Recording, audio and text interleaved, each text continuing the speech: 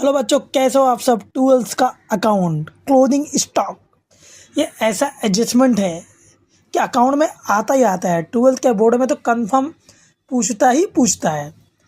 तो अगर लिखा है क्लोजिंग स्टॉक ₹20,000 तो कुछ नहीं, ट्रेडिंग अकाउंट बनता है, प्रॉफिट लॉस बनता है और बैलेंस शीट बनता है। सबको पता है अकाउंट में ये चीज़, तीन चीज़ बनती है।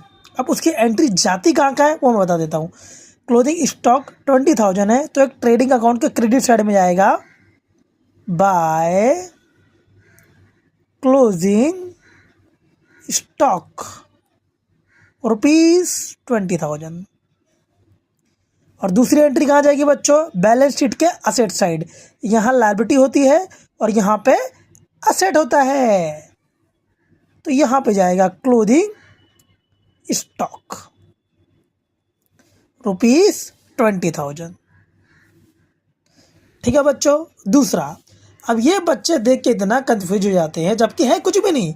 Closing stock value at cost price 88,000 and market price 90,000।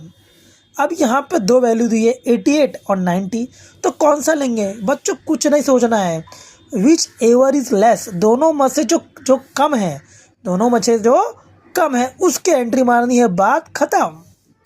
अब 90 और 88 में क्या कम है? 88 कम है, खत्म। अब एंट्री मार दो सेम बाय क्लोजिंग स्टॉक ₹88,000, एक यहाँ पे और दूसरा बैलेंस शीट के असेट में क्लोजिंग स्टॉक 88,000। बस बच्चों यही था।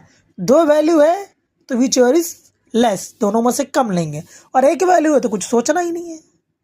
और एंट्री ट्रेडिंग अकाउंट के क्रेडिट साइड, याद कैसे करोगे बच्चों एडजस्टमेंट को? ट्रेडिंग अकाउंट के क्रेडिट साइड और बैलेंस शीट के असेट साइड।